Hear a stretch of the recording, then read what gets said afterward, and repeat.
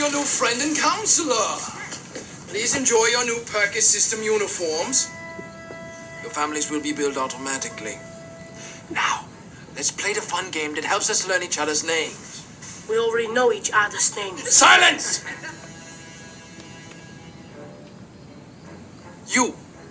Please announce everyone's name. Okay. That's Roy. That's Josh. Sam. That's Cody. That's Nicholas. That's Michael. That's Phil. And I am Lars.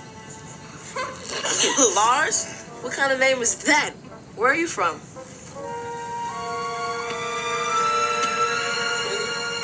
Far away.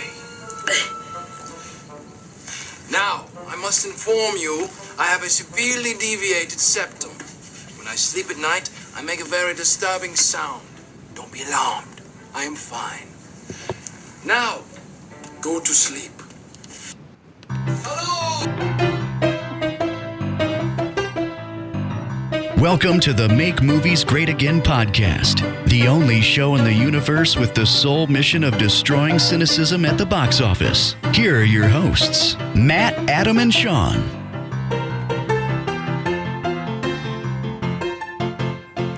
Hello, and welcome to the Make Movies Great Again podcast. My name is Matt Vieira. Here with me, Adam Bernardino, and not Sean. Not Sean. Sean is unfortunately not with us today. And in tradition of the Make Movies Great Again podcast, we have to pretend like Sean is dead, so he's not with us today. He is no longer with us. Just for this episode. He's in a better place. He's in a better place.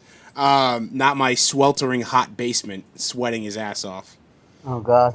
It's hot down here. I swear, my basement is like the opposite. Maybe I have like a portal to hell like in my basement, and I don't know about it, because every other basement I've ever been in anybody's house is like nice and cool. My basement No, it would surprise me. I remember when you redid it down there, found some interesting things in the walls. Some interesting Polaroids. Yeah. Real exhibitionists, the people who used to live here. Real exhibitionists. But anyway, Adam, welcome. It's been a while. It's been a while. It feels like an eternity. I couldn't figure out. It took me a solid 15 minutes to figure out if the episode 21 document was in fact the current document. Yeah. Yeah. So. Yep. It felt like we did episode 20 like a million years ago. It feels like we did episode 20 years ago in 1997. Yeah, so episode 21 of the Make Movies Great Again podcast. We're going to talk about some Marvel villains later on in the podcast. We're going to talk about some good movie news. We're going to talk about a new trailer of the week that is pretty controversial. It's been all over the place. But we want to get something out of the way really fast. We were holding a giveaway for a Baby Driver, an Edgar Wright signed Baby Driver poster. We're giving that away. The winner is Ryan Sheridan. Get it right out there. Your Twitter handle is @RyeShare23. We're gonna hit you up on Twitter if you're not listening to this, and we'll DM you. We'll slide in the DMs, get your address, so we can send you out the poster. Pretty exciting stuff. Congratulations, Ryan. Thanks for following. Thanks for listening. Spread the word. Spread the word. Adam, what did you do for the 4th of July? So the 4th of July, I went to a friend of mine's house on the 3rd, watched some fireworks, drank some beers, and then on the actual 4th, I went to my girlfriend's family house and taught a bunch of little kids how to play beer pong. So excellent. Productive day. Really doing the Lord's work.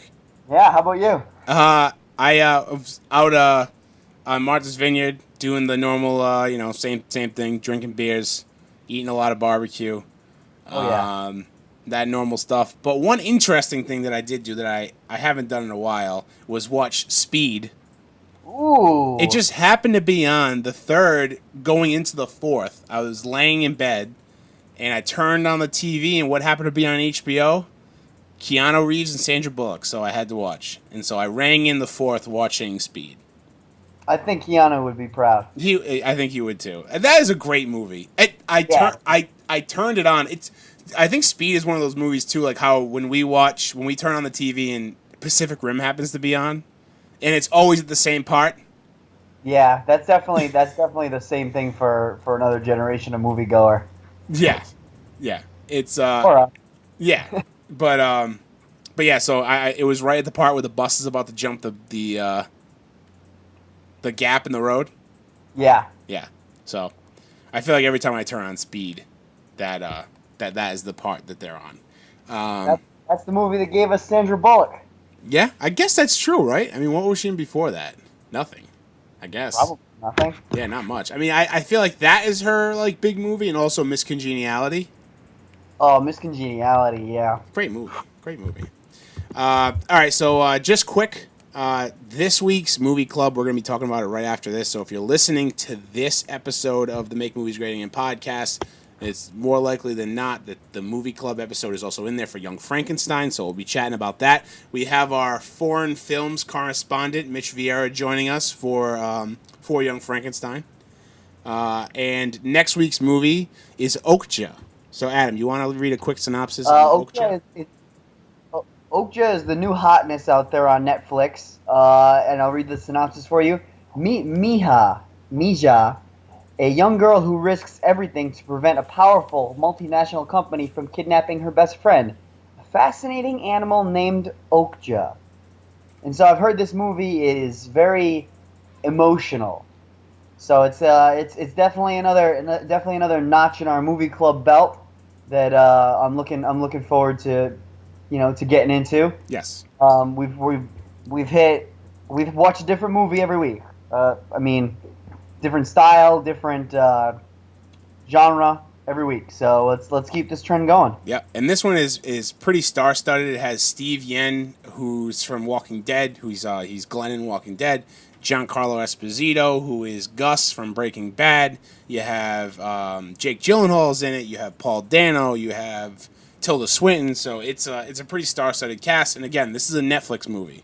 This is like not that it's on Netflix. It was actually made by. It was a Netflix movie, produced movie. So that's pretty cool. And one more tidbit about Movie Club. If you're not signed up for the newsletter, you're going to want to do that now, because after this episode, we are not going to put Movie Club picks in this podcast. It's going to be its own separate thing. So in order for you to find out what movie we're doing, you're going to either have to follow us on Twitter, or easier, just sign up for the email and it'll come right to you. How easy is that?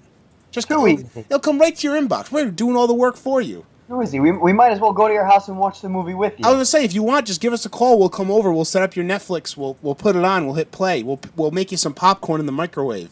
We'll get you all set up. Just sign up for the Movie Club. So you can go over to our Twitter. You can find it on there. But it's also bit.ly, bit.ly/join movie club, and you'll be on the list. Let's get into the trailer of the week. Trailer of the week. Jumanji. So when I found out they were making another Jumanji movie, I was like, but Robin Williams is going to be in it? Oh, but The Rock is going to be in it. And I was back on board, right? I'll watch anything with The Rock in it. Yeah. He's franchise testosterone. He is. You want your movie to go to the next level? Sign The Rock to be in it. Yes. So trailer came out,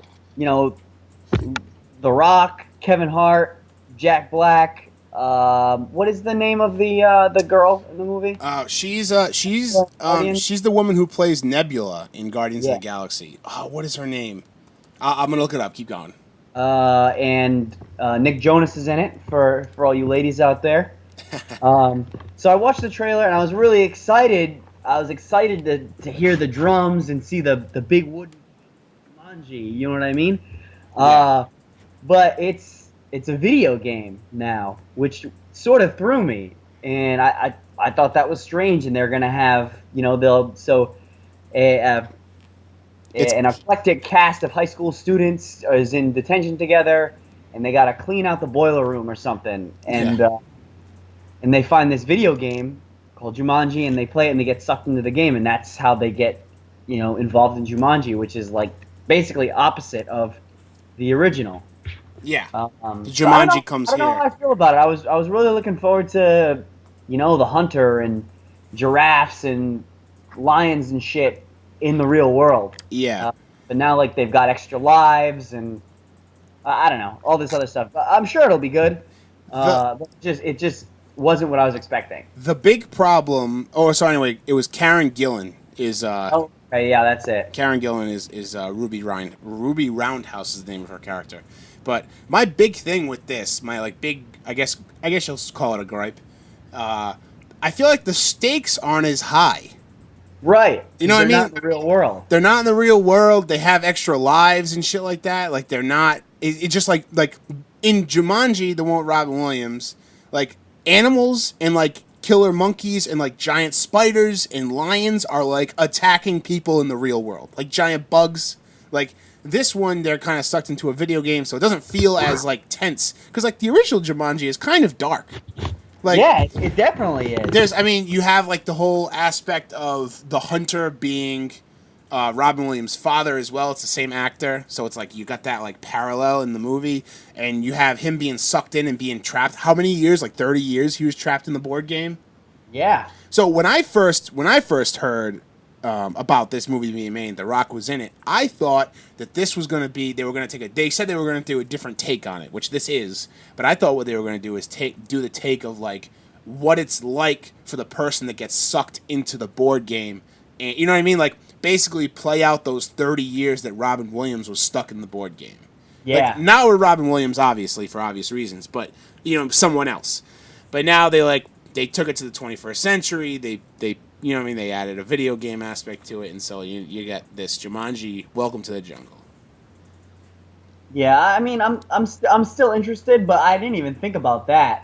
That would have been really interesting to see, a group of 4 players play. One gets sucked into the game, and they figure out pretty quickly that they need to keep playing for him to get back out. And sort of them figuring it out and that person surviving in the jungle would have been a really interesting route to go. Yeah, and also the other thing is too, like, I wonder if there's going to be any callbacks to the original, because like who's making these 2 different games? Like, who made the board game and who made the video game? You know what I mean? Like, where are these games coming from? Like, I can believe that one random board game is like this evil like thing that whatever. It's harder for me. It's less, I believe less that there's also a video game that came out way after. You know what I mean? Like, I don't know. And I really hope they don't do away with the drums. Like when they find the video game, I hope they don't just stumble upon it, because I need what I'm talking about, right? The like the beating. It's like a beating heart or whatever it was. The drums. Yeah. I need that. I need it. The first movie was definitely, I agree 100% with what you said about the first movie having a darkness to it. There was plenty of times in that movie, when we saw it when we were kids, where you thought that one of the main characters was going down. It was dead. Yeah. Oh, absolutely. Yeah. And totally scary and stuff. Like I didn't think they were getting out of that house with all the alligators in it. I didn't think they were getting out of that. No, I didn't think they were getting out of the attic room with those giant spiders. I wanted to die. I closed my eyes during that scene. I still can't watch that scene. Just watch it. I want to die. That is my literal hell. That's my hell. And like the bugs and shit, and how fucking creepy is it? And it's still happening like now, because I don't remember the movie as well when I used to watch it a million times when I was a kid. But when you first watched it, whenever they would play the game and then they would get that riddle, you're like, oh fuck, what is coming? Like what the fuck? And they're like looking around. Oh, Jesus. Yeah, so I don't know. I hope it has some of those same elements, but it just seems like they're thrown in the jungle. It's no longer like a game they're playing anymore. You know what I mean? It's more comedy driven now. Oh, totally. I mean, you see Jack Black get like torn apart by a hippo in like the first trailer. Yeah. I don't know. I like you said, I'm still interested. Interested, but it has a lot of big shoes to fill, but it could be its own thing. It could surprise and be its own, and totally be its own thing. So we'll see. Yeah. And like we were saying, The Rock does pretty much no wrong. So, anyway, all right, let's get into movie news. Good evening. I'm Ron Burgundy, and this is what's happening in your world tonight. So we have some somber news to start it off. I almost had a heart attack when I read this first. Yeah, that's my bad. So Stan Lee's wife, Joan Lee, passed away a couple days ago. Yeah. Yeah, so that's too bad.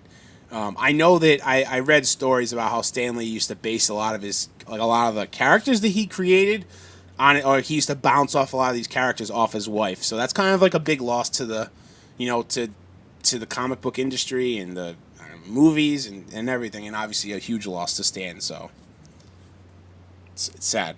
Our condolences, big guy. Yeah, condolences, Stan. But anyway, the reason why I almost had a heart attack is because when I opened up the Word document, the Google document that we keep all our notes in for these episodes, the first movie news was "Rest in Peace, Stan Lee." It didn't. Yeah, that's my bad, everybody. So I was like, and then I immediately had to jump on the Twitter machine and make sure that wasn't the case. Otherwise we'd have a very different show going. Yeah. So, Adam, you want to talk about this next piece? Yeah, I'll get into this. I'll get into the movie news. So a big rumor for X-Men: The Dark Phoenix. There's a lot of X-Men movies in the works right now. A lot of people thought that Magneto's storyline would be in flux because at the end of Apocalypse, he just sort of, him and Charles had a nice chat, and he says, goodbye, old friend, and he just walks away in his stunning blue suit and black turtleneck. It's quite the outfit. And so he just goes his own way, and everybody's sort of wondering where he's going to end up because Charles has the kids, and they're, Mystique is training the X-Men, Beast is her number 2. Charles is overseeing the whole thing. So what is Magneto going to do out of those core 4? And I read online something that is really interesting is that they could go the route of the Acolytes and Genosha. And I had to look some of this up. Some of it I knew. So at one point in the X-Men comic books, Magneto sort of becomes more than a political leader. He becomes a religious leader. And he has this following of people called his acolytes, which, similarly enough, he gets a similar idea of what Apocalypse did to him. And he builds a space station in outer space, obviously, and they all hang out up there or something along those lines. And then he goes to the island of Genosha, or the nation of Genosha, off the coast of Africa, which is an island where mutants are used as slaves. And he frees all the slaves, and it becomes a safe haven for all mutants. So a lot of people are interested in that. I'm definitely interested in that. I've heard it mentioned a number of times in some of the X-Men comics I've read, but never that particular story arc. So an entire nation of mutants where Magneto is in charge, sign me up. Yes, yeah, absolutely. When you were explaining that to me, that sounds awesome. I like that a lot. I feel like it should be its own movie. Yeah, and also that means more of Fassbender as Magneto. So yeah, they couldn't have cast Professor X and Magneto any better. No, especially Magneto. Michael Fassbender is such a good Magneto. It's amazing. So lock him up for more movies. I love that. And when I think Professor X, I think Patrick Stewart. When I think Magneto, I think Michael Fassbender. Yeah, absolutely. I love you, Gandalf, but I gotta side with Fassbender on this. And one. the same thing with James McAvoy. You're great, but it's the other way around. But yeah, totally. So, movie news also: X-Men: The New Mutants is filming in Boston, which is where I live. So I've decided to quit my job and wear a leather jacket and smoke cigars until I'm cast as the young Wolverine. So I know you've been wanting to do this for a while, but is the young Wolverine actually a thing that's happening, or are they still is Wolverine not even on the table? No, it's just something I say. Well, I'll tell you what, you better let them know. Hey, this is the time to cast young Wolverine. Look at me, I'm here. Oh yeah, I walk around all day with this big fuck you face on all the time. I was doing that before they started filming in Boston, so I feel like that should give me first dibs. Yes. What you should do is you should tape butter knives to your hands. So they're safe still. Exactly. And you should just run through the set screaming as loud as you can. Really draw some attention to yourself. I don't see any way where that could go wrong. If anything, you'll blow up online and you'll be super famous. And then this is how it works. This is the cycle. Once you get famous like that, then a movie studio will actually call you and give you the role. That's how it works now. That's how you become famous now. In 2017, that's how you become famous. You got to change with the times. Yes. So I think that's a great idea. Switching things over to DC. So there was a short list released or leaked, I guess, on Reddit for people that they want to cast as Batgirl, women they want to cast as Batgirl. So there was 3 originally. There was Bella Thorne, there was Elle Fanning. Is that how you say her name? Ellie Fanning? Elle Fanning, yeah. Elle Fanning. I don't really know. What is she in? I don't know her. She's the girl in Super 8. She's in a lot of stuff. Oh, right. Got it. And Emma Roberts. Dakota Fanning's younger, more talented sister. Is it really? Yeah. Okay, that makes sense. I guess I should have put 2 and 2 together there. But anyway, and then there's a 4th now. Apparently, this is recent news, right? Actually, I found a list with 9. With 9, was there any other notable names on that list?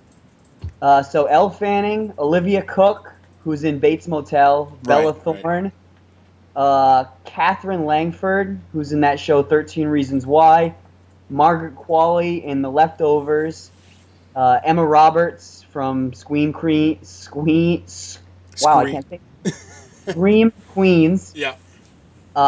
Haley Lou Richardson, the blonde girl from Split. Naomi Scott from Power Rangers.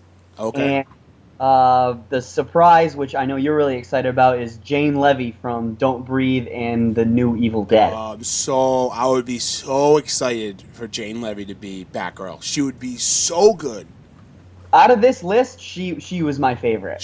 I love Jane Levy so much. She's one of my favorite actresses. I mean, she's so good in Don't Breathe.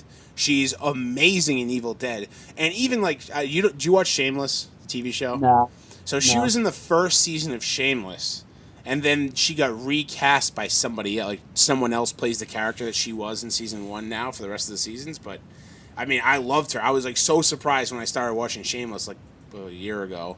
I was like catching up. But she's awesome. She would be so good as Batgirl. She would kill it. Absolutely kill it.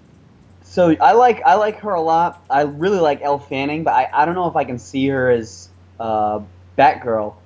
Margaret Qualley from The Leftovers. I can see her being a badass. She's got like that attitude in The Leftovers. Yeah. So this list that I found, it says Catherine Langford is currently the front runner with Fanning, Levy, and Qualley close behind. Okay. So Catherine Langford is in the show 13 Reasons Why, which I've never seen, but my girlfriend watches it, and I mentioned it to her, and she goes, So by that reaction, I don't know if I'm on board. Okay. Well, I'm not on board with any of those. If Jane Levy doesn't get it, I'm gonna riot. Yeah, she's the number 1 choice she's the Make Movies Great Again approved number 1 choice. Joss Whedon, you heard us. Official. We are the tastemakers in the movie industry right now. We're so hot. 36 5-star reviews on iTunes. I'd name one other movie podcast with that many 5-star reviews. I can't. Exactly 36. Name another one with exactly 36. Not more, not less. Exactly 36. Exactly 36. We are the tastemakers. Joss Whedon, make it happen.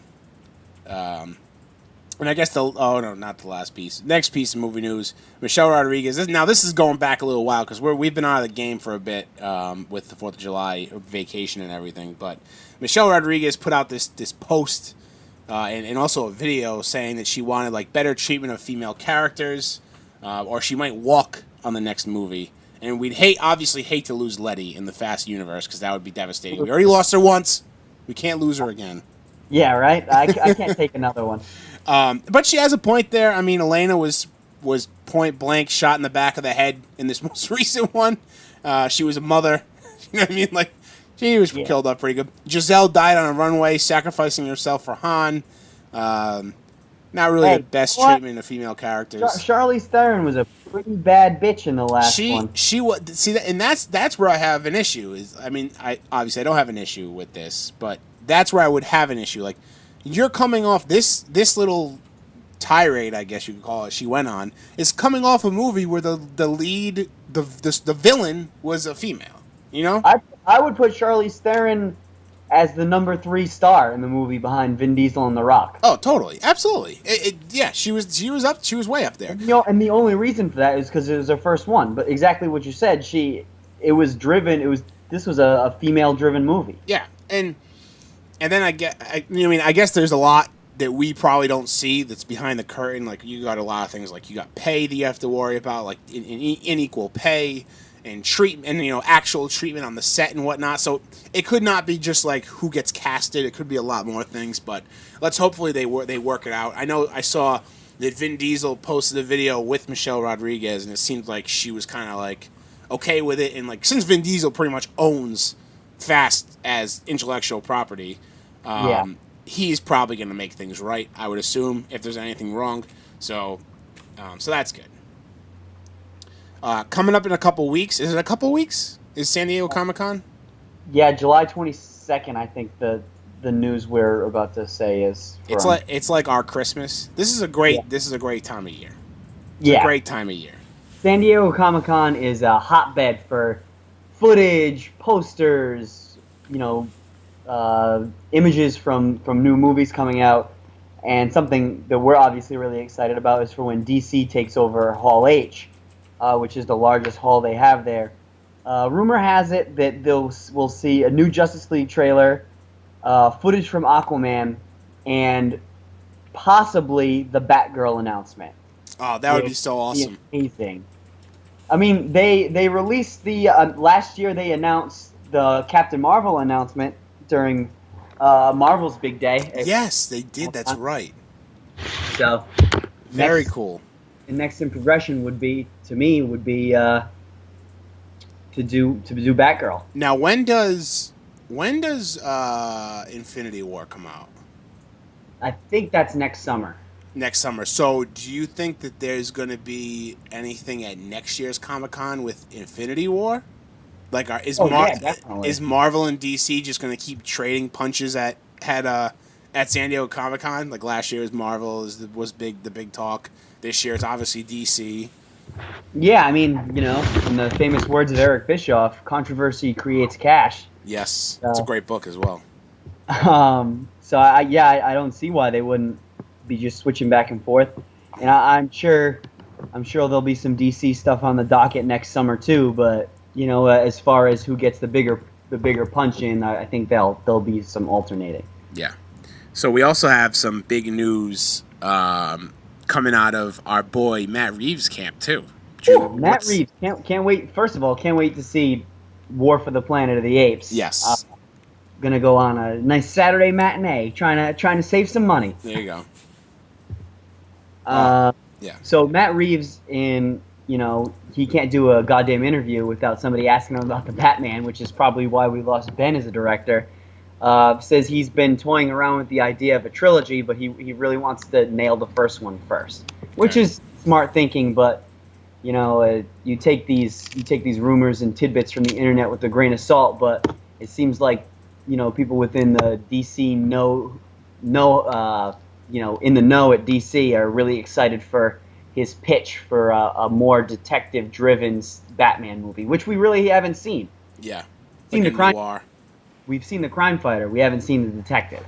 I think that would be awesome. My main concern when I first read this and was thinking about it, my main concern is Ben. So Ben was almost not going to be in this Batman movie, right? I mean, or that was the rumor. Like he was like done being the Batman. Apparently, he's like fed up with it. Is he at one point that was the hot news in the street, but I never bought it. Do you think that he? I mean, I guess it all depends on the success of Justice League and this first Batman movie, right? I mean, if Justice League is awesome, right? Which I'm assuming it. Hopefully it will be. And then if the Batman is awesome, I got to imagine Ben's going to want to come back for two more, right? At least two more on his own. I've heard he's signed on for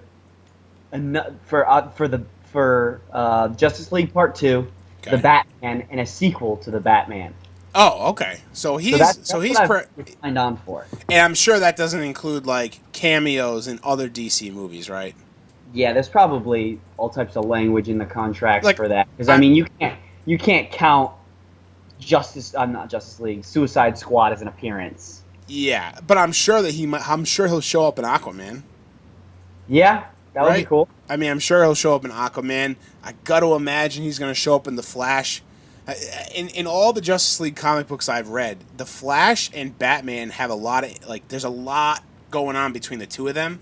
Yeah, they have a lot in common. I mean, they don't really have strong parents. I guess parental figures. You could say that. Is that how Batman has It's none? like they have like sort of older brother, younger brother dynamic. Oh yeah, totally. So yeah, that's what I was getting at. That's kind of what I was trying to say.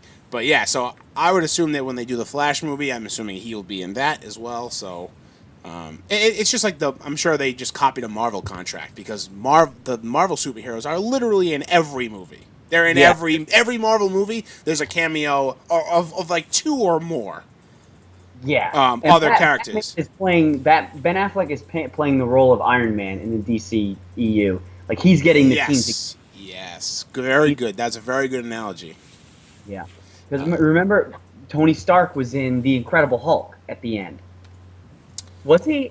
Yeah, he was that.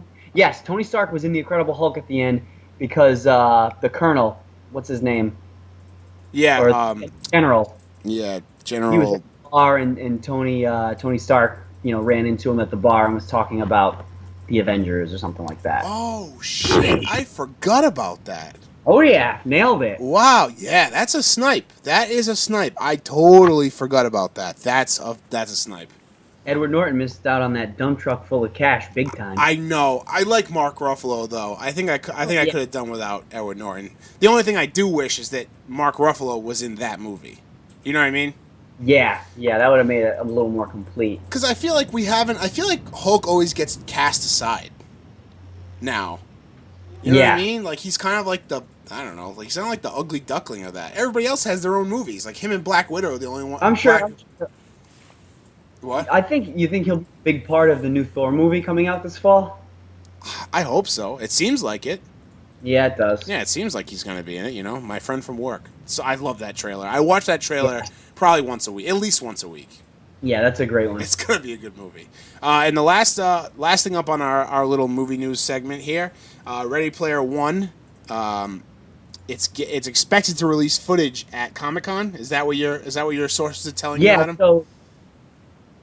So I mean, when I saw this DC thing about Hall H and DC Comics, it was more of a Warner Brothers driven.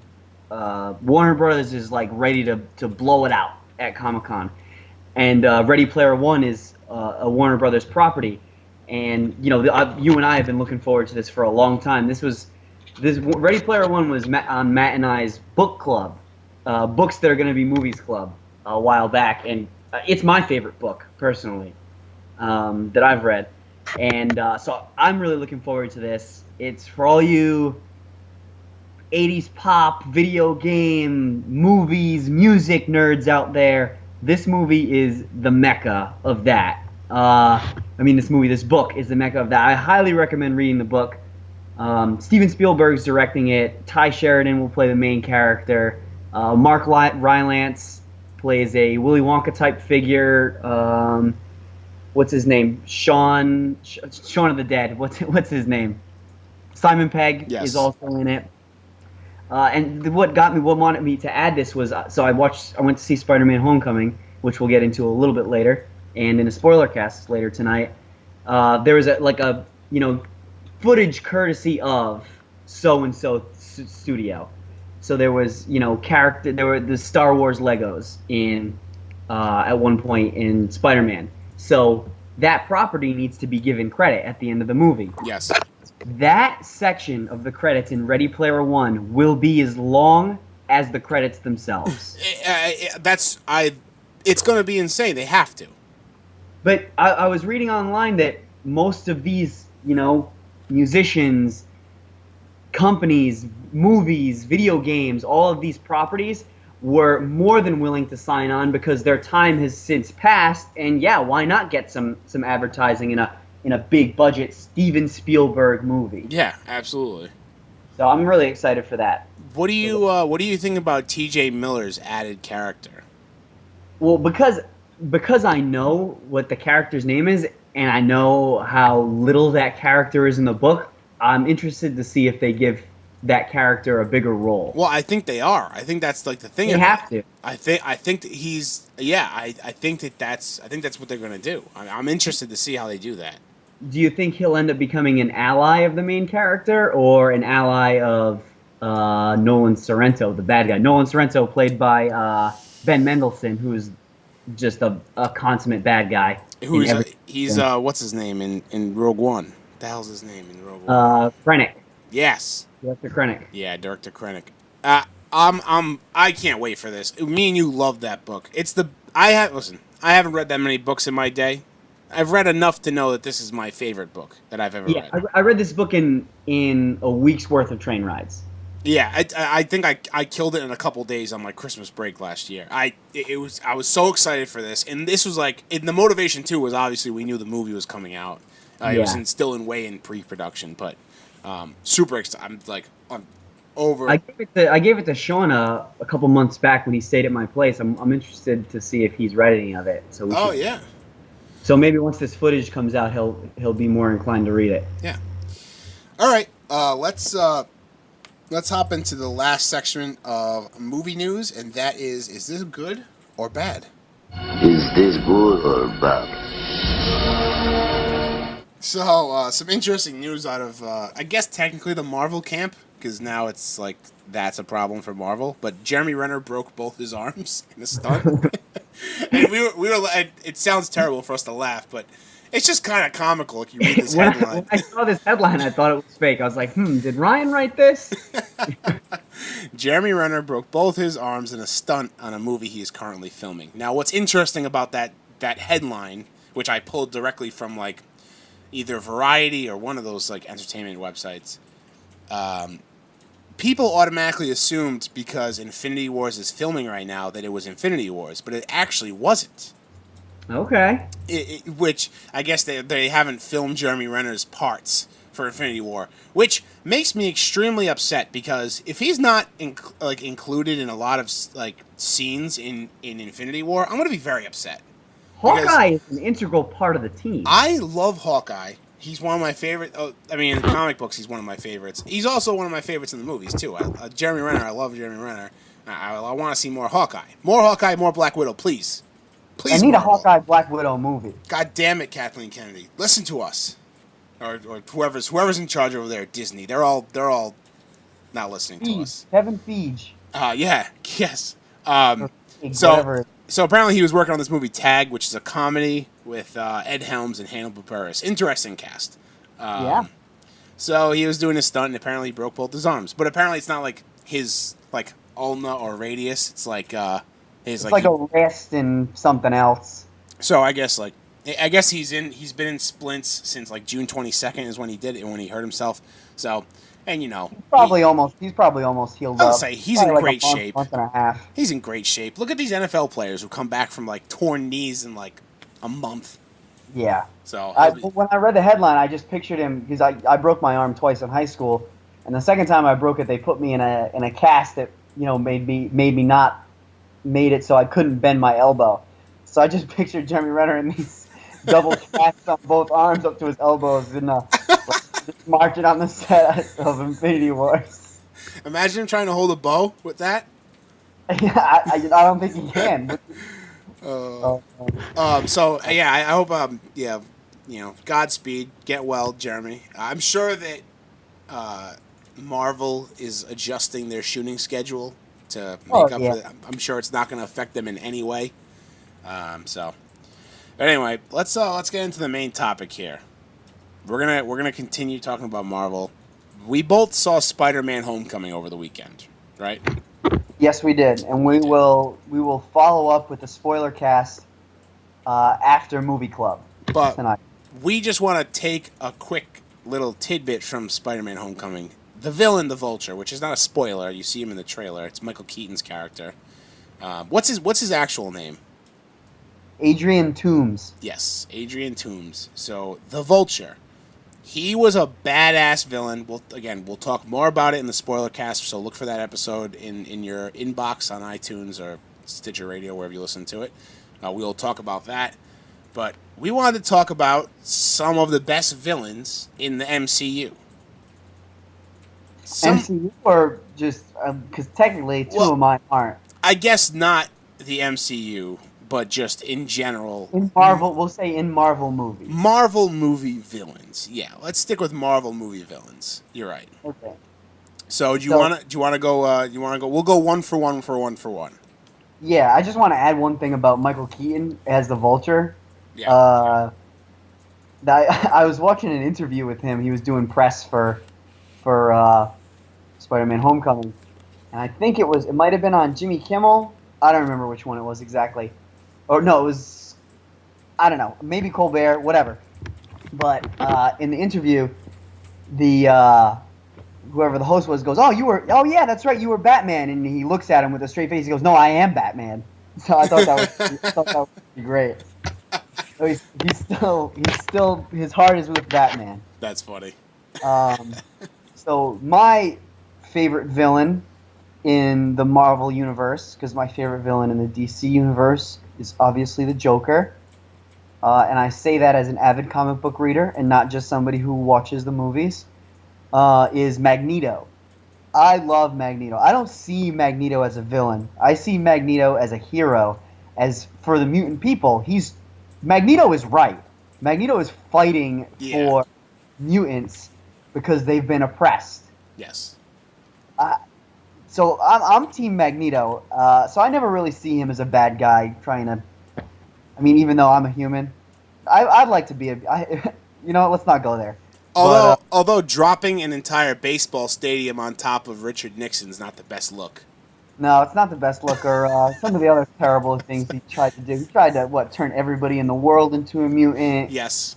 He tried to kill everybody in the world that wasn't a mutant. Yep. That was X3. Yes. So the good guy's side, but for ulterior motives. In his defense, he's had a pretty fucked up life. Yeah, he has. So, but he definitely resides in the villain camp, though. He's more villain than anti-hero, I think. Oh, well, I guess in the newer X-Men movies, he's definitely more anti-hero, But he's a supervillain. Yeah, he's a supervillain. No matter how, he's a supervillain at heart. So who's your so that's Magneto for me. So is he is this in any particular order? Is Magneto like your number one? No, he's my number one, but this isn't in any particular order. Okay. Yeah, actually, it's in the order. Is it in the order? Then I'll do that as well. I'm gonna stick with this kind of anti-hero villain type thing. Captain America. Okay, it's a weird pick. When I read this, I was like, wait, what? Is he going with Secret Empire? Oh no, I knew where you were going. So I didn't. The thing is, I could talk Secret Empire, but I know we want to stick to movies here. But in Civil War, and also really throughout, it's tough for me to paint him as a villain. But I'm gonna try. I'm gonna try real hard right now. He's a dick in Civil War. Oh yeah, he is. He's a real dick, and he is a villain. He's a war criminal. He's an absolute war, aiding and abetting Bucky Barnes, the Winter Soldier. Yeah. He's a war criminal, total dick, gets his friends hurt multiple times, and then he beats down Iron Man. Then he was holding that secret from Iron Man and shit.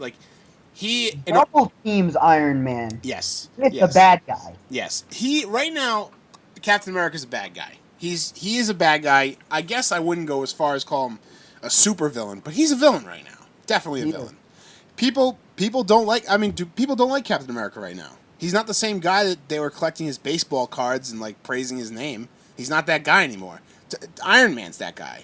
No, he's an enemy of the state. He is. He's on the run. So Captain America, and also I could go into Secret Empire right now, where he's turning basically every Marvel superhero against the good guys.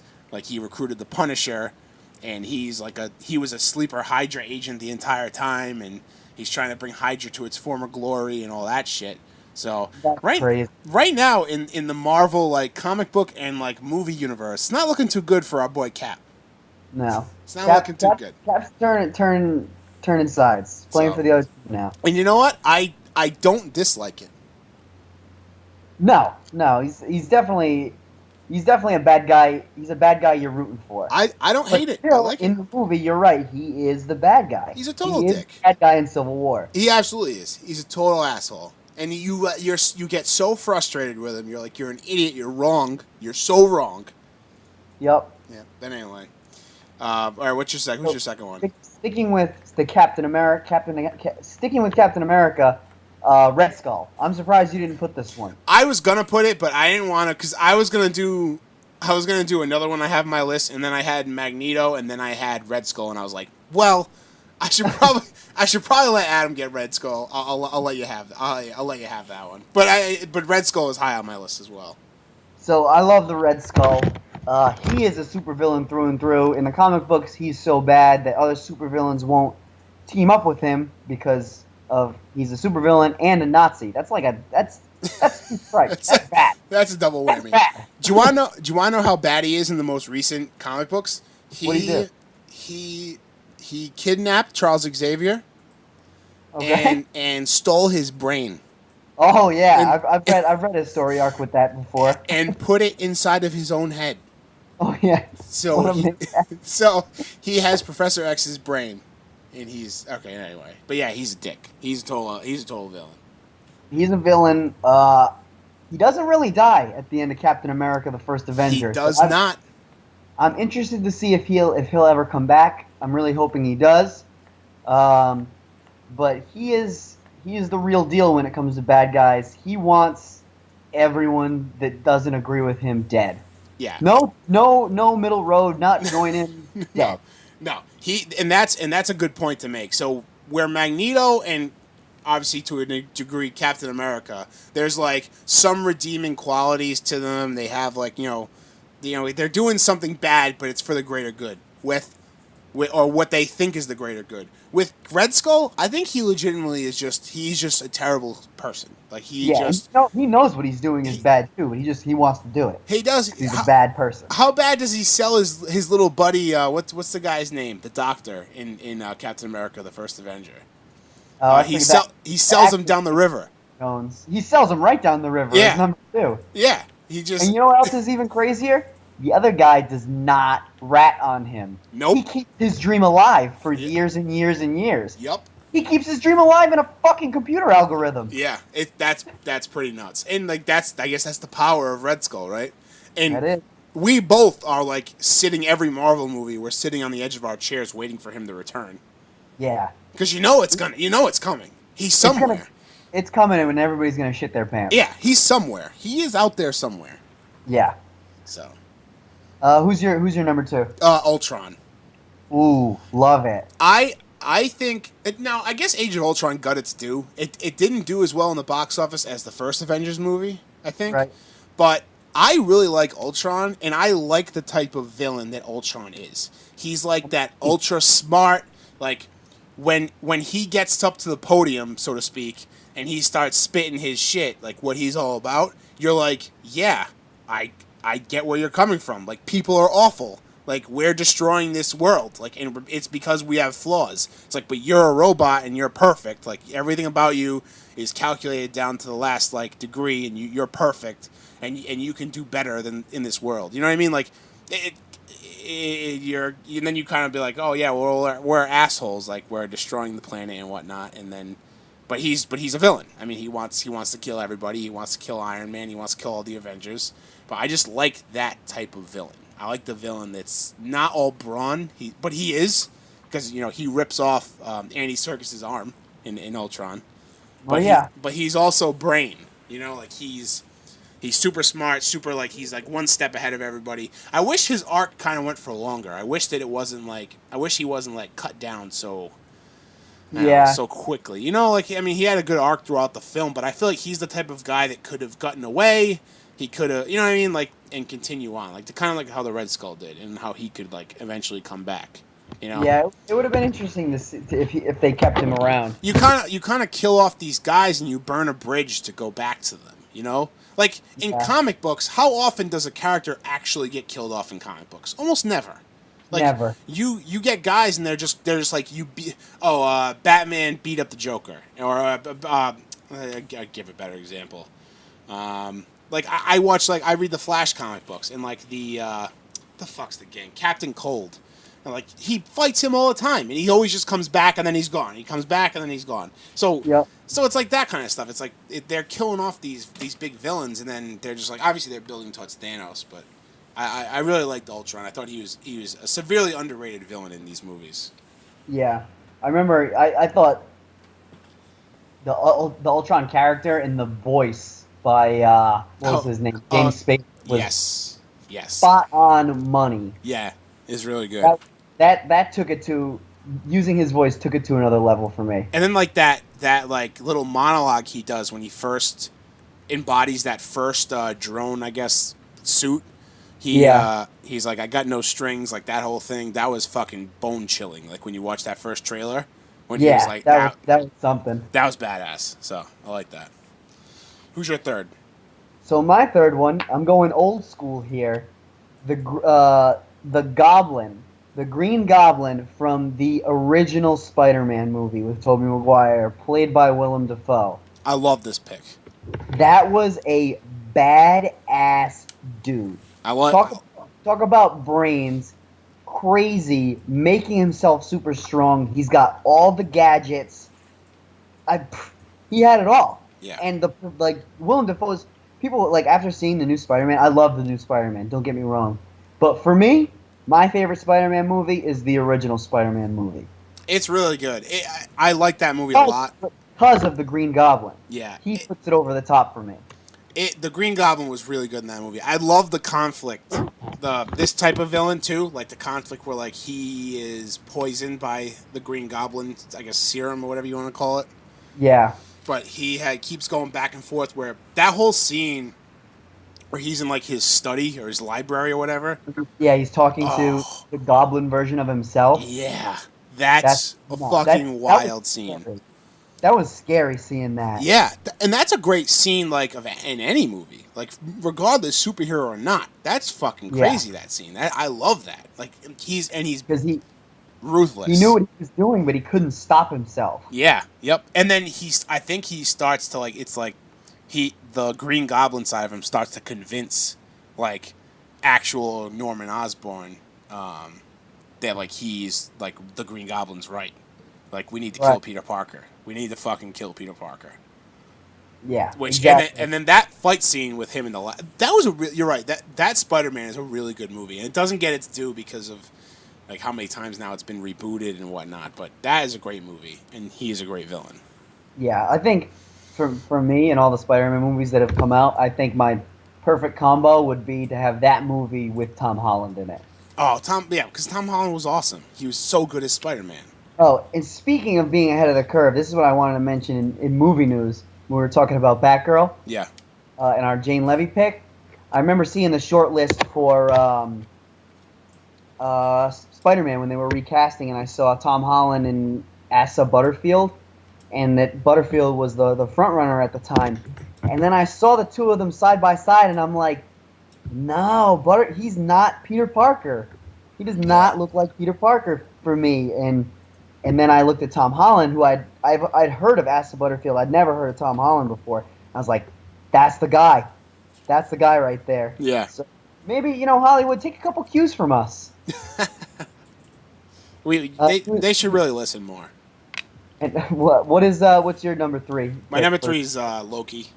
Beautiful pick. Love Loki. Got the sickest flow. Loki out of nowhere to be a fan favorite villain. Yeah, totally. Absolutely.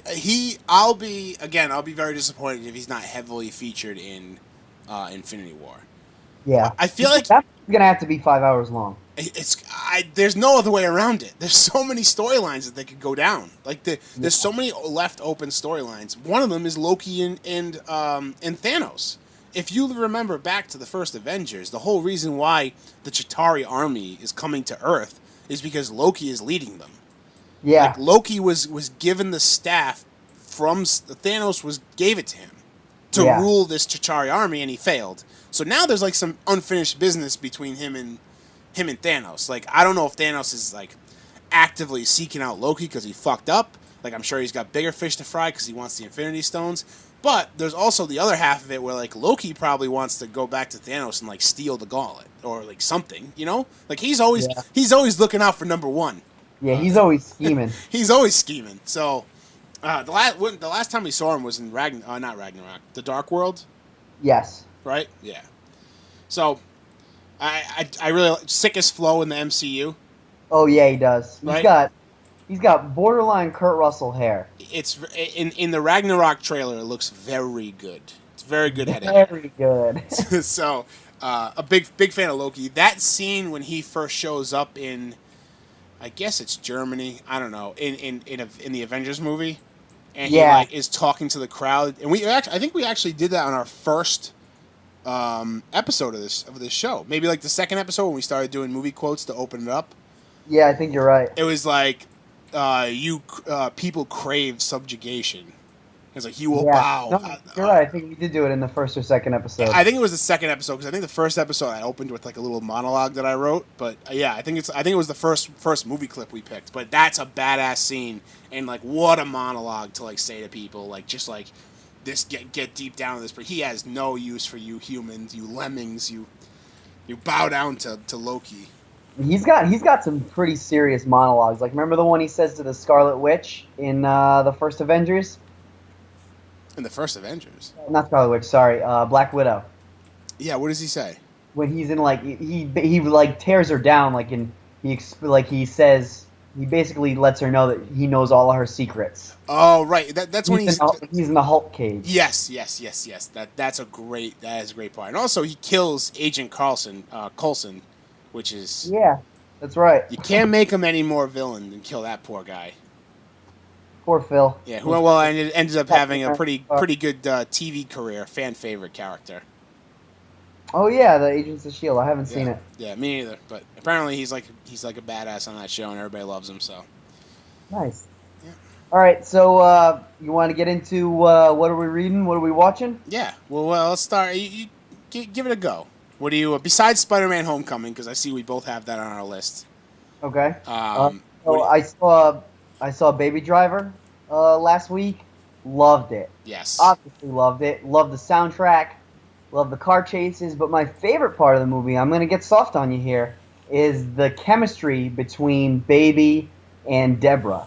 That's a really good snipe. I like that as well. Magical. They were adorable on screen together. I would have watched a rom-com with just those two. I loved the style of the movie, and when I went on Backseat Directors podcast with Andre, we were talking about that was his favorite part as well. He liked the chemistry between Ansel Elgort and what is her name, Lily James.